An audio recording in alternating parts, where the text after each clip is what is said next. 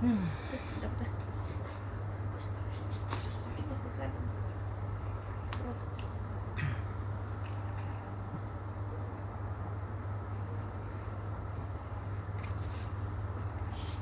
Kisah Nabi Zulkifli alaihissalam.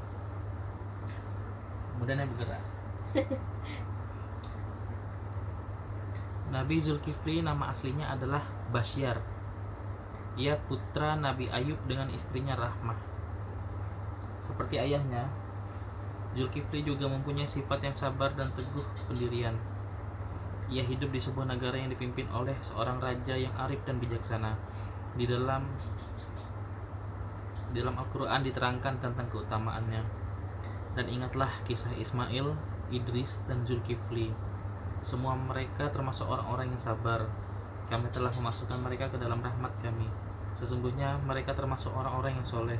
Surat Al-Anbiya 85-86. Zulkifli artinya sanggup atau mempunyai kesanggupan. Raja yang memerintah ketika itu telah lanjut usianya dan sudah tidak sanggup lagi mengurus pemerintahannya. Maka raja itu kemudian membuat pemberitahuan di hadapan rakyatnya.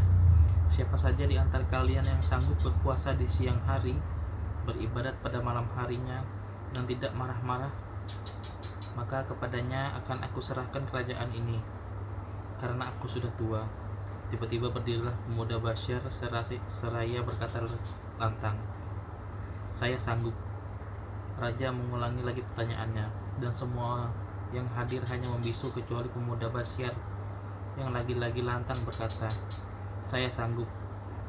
Itulah sebabnya pemuda Basyar kemudian diberi gelar Zulkifli, artinya yang sanggup. Nabi Zulkifli menjadi raja. Setelah Nabi Zulkifli alaihissalam menjadi raja, beliau mengatur waktunya dengan sebaik-baiknya untuk mengurus kerajaannya dan umatnya. Waktu siang dipergunakan untuk berpuasa, malamnya untuk beribadat kepada Allah Subhanahu wa Ta'ala, dan waktu-waktu lainnya untuk tidur. Pada suatu hari, ketika Nabi Zulkifli alaihissalam akan tidur, datanglah setan yang menyerupai seorang manusia.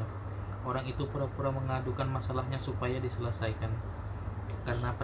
Karena saat itu adalah waktu tidurnya, maka Nabi Zulkifli alaihissalam memerintahkan wakilnya untuk menyelesaikan semua persoalan tamunya itu. Tapi orang itu ternyata tidak menerima cara demikian. Ia menghendaki agar Nabi Zulkifli sendirilah yang menyelesaikannya, bukan wakilnya. Meskipun telah dijelaskan kepadanya bahwa saat itu raja harus tidur, orang itu ngotot dengan permintaannya. Ia tak mau pergi, tetap menunggu. Akhirnya terpaksa Nabi Zulkifli alaihissalam melayaninya, dan akibatnya waktu tidurnya habis. Setelah urusan orang itu selesai dan kemudian ia pergi, barulah Nabi Zulkifli alaihissalam mengetahui bahwa orang itu adalah setan yang sengaja menggodanya. Meskipun demikian, Nabi Zulkifli alaihissalam tidak marah karenanya. Beliau tetap sabar. Pada suatu hari yang lain terjadilah penentangan oleh orang-orang yang durhaka kepada Allah terhadap pemerintahan Nabi Zulkifli alaihissalam. Maka Nabi Zulkifli alaihissalam memerintahkan rakyatnya untuk berperang melawan orang-orang itu. Tetapi umat Nabi Zulkifli alaihissalam menolak perintah itu seraya berkata,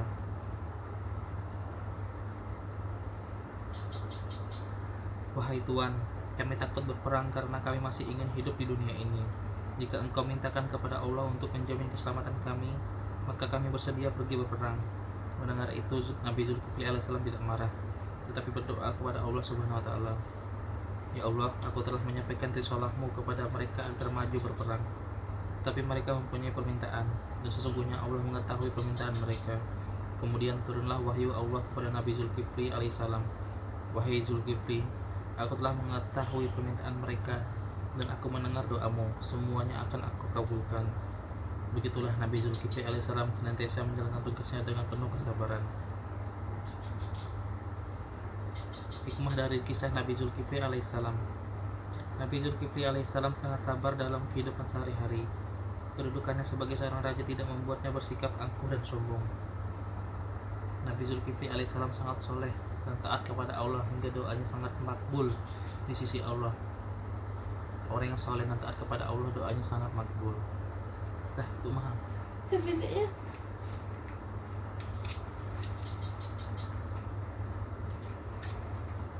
aja.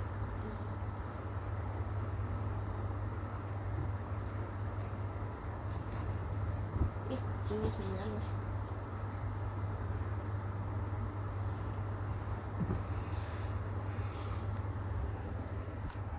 Kira-kira tahun-tahun sudah nonton video ini era oke Mas ya. Baik Dik ya.